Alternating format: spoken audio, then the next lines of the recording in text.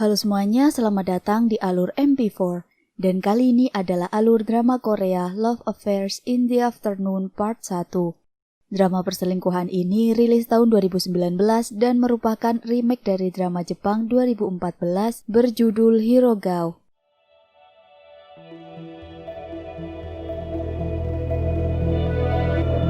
Seorang perempuan bernama Son Ji-eun harus pindah ke kota kecil karena pekerjaan baru suaminya sebagai pegawai negeri.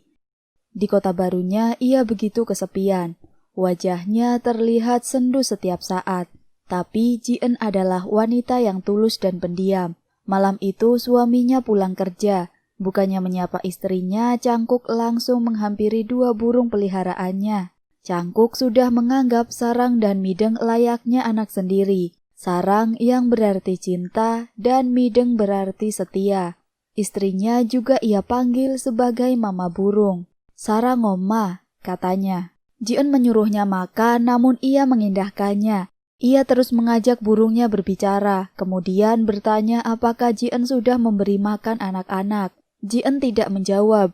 Dia tampak tidak suka suaminya terlalu memperhatikan Sarang dan Mideng. Cangkuk heran melihat Sarang terlihat lemas, dia kemudian mengeluh melihat kotoran burung berserakan di sangkar. Hal yang bertolak belakang terjadi pada tetangga baru mereka. Choi Su-ah dan keluarganya tampak bahagia makan bersama di sebuah restoran. Suaminya, Leong Jae, memberikan sepasang anting cantik sebagai hadiah kepindahan mereka. Ah Jin, anak pertamanya, dan si kecil Ahrem sangat bahagia. Keluarga yang sangat bahagia. Cangkuk makan sambil sibuk bermain HP. Ji-eun bercerita mereka memiliki tetangga baru. Kira-kira berapa harga rumah mewah seperti milik mereka. Cangkuk tidak menaruh perhatian, tapi dia bertanya apa mereka juga perlu renovasi rumah. Ji-eun bereaksi tersenyum. Apa mereka punya uang? Cangkuk menenangkannya karena pasti tidak mahal. Cangkuk kemudian menunjukkan ponselnya.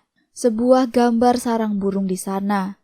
Ji-eun tentu kecewa. Ji-eun berkata Sarang dan Mideng sungguh beruntung ayahnya akan membelikan mereka rumah baru. Cangkuk tidak peka masih saja memilih-milih sangkar hingga salah menyuapkan makanan ke hidungnya. Malam itu Ji-eun bertanya apa mereka harus punya anak. Dia bilang ibu Cangkuk sudah menantikan cucu. Namun Cangkuk menyuruh istrinya langsung tidur saja. 3 tahun tanpa hubungan suami istri, Ji-eun tidak pernah menjadikannya sebuah masalah. Ji-eun memilih keluar dan membuka jendela. Menghela nafas dalam-dalam, dadanya terasa begitu sesak. Ia melihat keluarga Su-ah baru pulang dari makan malam. Senyum tipis keluar dari bibir Ji-eun melihat kebahagiaan tetangganya. Ji-eun memperhatikan Sarang dan Mideng. Ia bertanya-tanya, bukankah seharusnya mereka terbang di langit, bukan hidup terkurung dalam sangkar. Pagi harinya Su-ah membuatkan keluarganya sarapan. Ahrem bertingkah sangat lucu. Ah Jin tidak mau kalah. Ia lantas menunjukkan keahliannya kepada adiknya. Yong Jae dan Su-ah tersenyum melihat tingkah lucu anak-anaknya.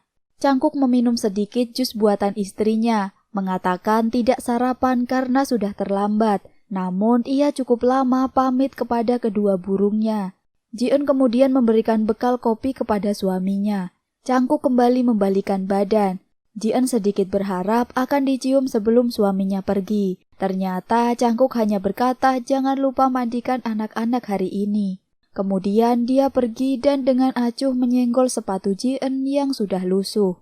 Ji-eun banyak terdiam. Tiba-tiba ibu mertuanya datang. Ji-eun sangat heran dari mana Buna tahu password rumahnya. Buna bilang Ji-eun harus punya anak perempuan karena Buna tidak memiliki anak perempuan. Ia kemudian menyuruh Ji-eun meminum jamu kehamilan. Jangan menyisakan 1 tetes pun karena harganya mahal, ucap Buna. Apa kamu tidak pernah bercermin, ucapnya lagi kepada menantunya. Buna menyuruh Ji-eun mengenakan pakaian yang bagus dan juga berdandan. Katanya di luar banyak wanita cantik. Cangkuk tidak akan melihat Ji-eun jika dia lusuh seperti itu. Tentu saja Ji-eun bukan pemarah. Dia hanya terdiam kemudian mengatakan ia harus pergi bekerja. Buna menyuruhnya pergi saja karena dia akan pulang setelah beres-beres rumah dan juga kulkas. Ji-eun mengatakan dia yang akan membersihkan kulkas nanti malam. Ji-en hendak berangkat, di depannya melintas Su-ah dengan mobil mewahnya. Ji-en memperhatikan Su-ah dan sebaliknya. Ji-en merasa ia begitu berbeda dengan wanita yang baru saja melintas di depannya. Ji-en bekerja paruh waktu di sebuah swalayan. Ia menata beberapa pek air mineral. Seniornya, Clara, tanpa sengaja menyenggolnya hingga Ji-en menjatuhkan kemasan botol. Dengan perangainya yang tidak mengenakan, Clara menuduh Ji-en melakukannya dengan sengaja. Ji-en menyangkalnya dan kemudian membereskan botol di depannya. Seorang pelanggan datang dan menolong. Clara memuji pria baik hati tersebut, namun kemudian menyuruhnya pergi karena Ji-en yang akan membereskannya sendiri. Ji-en ikut angkat bicara dan pria tersebut kemudian memutuskan pergi. Cangkuk bekerja di bagian pelayanan sosial. Saat itu bajunya dicengkeram seorang kakek yang protes karena tidak bisa membeli apartemen baru dan apartemen lamanya tidak kunjung terjual. Dia adalah Ko Yuna, seorang karyawan magang. Yuna tidak terima manajernya diperlakukan semena-mena. Hari itu suasana hati mereka sedang buruk. Yuna mengajak manajernya makan di luar. Cangkuk menolak, namun akhirnya ia menerima tawaran juniornya. Tentu saja Yuna sangat senang. Su-ah melakukan yoga sedangkan suaminya sedang bekerja di sebuah perusahaan penerbitan buku. Tentu saja dia membutuhkan ilustrator terbaik untuk bukunya. Karyawannya mengatakan ilustrator terbaiknya tidak bisa dihubungi. Yongjae kemudian pergi sendiri untuk menemui sang ilustrator. Pintunya tidak terkunci. Memanggil-manggil Do Ha-yoon, namun tidak ada orang di sana kecuali banyak buku tertata. Yongjae jatuh terkejut. Dia melihat cairan merah. Ternyata hanya tetesan cat merah dari kuas Do Ha-yoon, pelukis yang biasa disebut sebagai seniman gila. Yongjae meminta Do-ha menjadi ilustrator bukunya. Do-ha hanya diam, lebih tepatnya dia memang pendiam. Apalagi selama ini dia menganggap penerbit milik Yongjae hanyalah sampah, menerbitkan buku tanpa membaca satupun bukunya. Ji-en pergi ke basement hendak membuang sampah. Ia terkejut melihat dua orang sedang bermesraan. Ia semakin terkejut ketika memastikan lagi yang dia lihat adalah Su-ah. Tetangga yang baginya memiliki keluarga yang begitu sempurna dan bahagia. Cangkuk sedang memeriksa sebuah apartemen. Yuna datang langsung memasukkan es krim ke mulutnya. Ji-en menelepon Cangkuk, seorang istri yang penasaran bagaimana suaminya melewati harinya. Namun Cangkuk justru merasa aneh istrinya meneleponnya. Ji-en mengajaknya makan malam, namun Cangkuk mengatakan malam ini dia harus makan bersama departemennya. Satu makanan tersisa, kemudian seseorang datang. Pria yang menolongnya tadi, Yoon Jung-woo. Ia bertanya apakah Ji-en tidak membeli makanan itu. Dengan gugup, Ji-en mempersilakan Jung-woo mengambil makanan tersebut. Cangkuk memanggang daging di sebuah restoran, hanya berdua bersama Yuna. Yuna bergantian memanggang daging, menganggap seniornya tidak pandai memanggang perut babi. Yuna berkata, istrimu pasti sangat frustasi kepadamu. Cangkuk merijek telepon istrinya, lalu Ji-en mendapatkan pesan jika suaminya sedang rapat. Ia kemudian memakan kimbab yang tadi dibeli di minimarket. Kulkasnya kosong, terdapat pesan dari ibu mertuanya. Katanya dia membuang semua sisa makanan karena Cangkuk tidak akan memakannya. Ji-en kesal, bukan keinginannya membuang makanan sisa itu. Ia kemudian membuang kimbabnya. Lalu dia mengambil obat di meja dan meminumnya. Jung-woo makan sambil melihat-lihat foto di ponselnya. Istrinya mengiriminya pesan, "Aku akan ke Korea akhir pekan ini." Jung-woo hanya membaca tanpa membalasnya. Pesan kembali masuk, "Apakah kau sudah tidur?" "Kau pasti sudah tidur." Jung-woo menangkupkan ponselnya di meja dan melanjutkan makan. Esok harinya Su-ah menyirami bunga. Kedua anaknya sedang beradu kebolehan. Su-ah selalu dibuat tersenyum melihat tingkah lucu kedua putrinya. Sedangkan Ji-en terbangun di sofa. Dia bahkan tidak ingat ketika Cangkuk pulang semalam. Namun Cangkuk justru mengatainya demensia. Kemudian menyapa kedua anaknya dengan sumringah. Wajahnya begitu pucat. Seharusnya Ji-en berhenti berharap, karena yang dibeli suaminya adalah obat penggemuk burung. Sekali lagi Cangkuk mengatakan, Tertariklah dengan anak-anak kita, ibu macam apa kamu? Cangkuk kemudian berangkat kerja setelah mendoakan agar kedua anaknya selalu sehat. Ji-eun izin untuk tidak bekerja hari ini, dia merasa sangat butuh istirahat. Tentu saja Clara tidak mengizinkannya. Dia justru menuduh Ji-eun akan pergi kencan dengan seorang pria. Tentu saja Ji-eun bersikeras mengatakan dia bukanlah orang seperti itu. Ji-eun melihat dirinya di cermin, bertanya-tanya apakah yang dikatakan mertuanya memang benar. Apakah dirinya memang begitu lusuh. Ia hendak memakai lipstik, namun lipstiknya sudah habis. Yuna menaruh secangkir kopi di meja cangkuk. Dia selalu menunjukkan senyumnya pada suami orang satu ini. Mereka bahkan saling berkirim pesan. Cangkuk baru sadar semua cangkir kopi di mejanya adalah pemberian Yuna. Akhirnya Ji-eun memutuskan pergi bekerja. Hari ini dia juga kembali bertemu Suah yang melintas di depannya. Suah berselingkuh di mobilnya bersama seorang pria yang lebih muda darinya. Di ruang ganti, Ji-eun mendapatkan pesan dari ibu mertuanya. Katanya dia harus berupaya lebih keras untuk memiliki anak. Seorang pelajar melemparkan pot bunga ke kaca mobil Suah. Suah dan Kang Chol begitu terkejut, sedangkan Park Ji-min tampak sangat emosi. Ji-eun berjalan menyenggol banyak lipstik hingga terjatuh. Dia melihat-lihat sekelilingnya. Untuk pertama kalinya dia mengambil barang yang bukan miliknya. Langkahnya begitu cepat, tiba-tiba Suah menangkapnya karena Suah melihat Ji-eun mengambil sebuah lipstik. Suah kemudian mengajak Ji-eun untuk menolongnya. Jimin sedang adu mulut dengan Kang Chol hingga mereka berkelahi dan Ji-eun tersenggol kemudian jatuh tergeletak. Ji-eun yang kesakitan berusaha pergi namun Suah menghentikannya. Ji-eun tidak mau terlibat dalam perselingkuhan Suah, namun Suah menunjukkan lipstik yang diambil Ji-eun tadi. Seorang pria datang, dia adalah Jung-woo, wali kelas Park Ji-min. Ji-eun tentu saja terkejut lalu merebut lipstik di tangan Suah. Suah kemudian berbohong mengatakan dia sedang di dalam swalayan untuk menemui Ji-eun ketika Ji-min melempar pot ke mobilnya. Dia juga mengatakan tidak mengenal Kang Chol. Kang Chol pun setuju dengan perkataan Suah. Jung-woo meminta maaf kepada Ji-eun mewakili muridnya. Jung-woo bahkan bersedia membawa Ji-eun ke rumah sakit. Namun Ji-eun menolaknya dan memilih pergi. Suah menyuruh Jung-woo menyusul Ji-eun. Ji-eun semakin tak berdaya dan jatuh pingsan. Dokter mengatakan leher Ji-eun tidak bermasalah.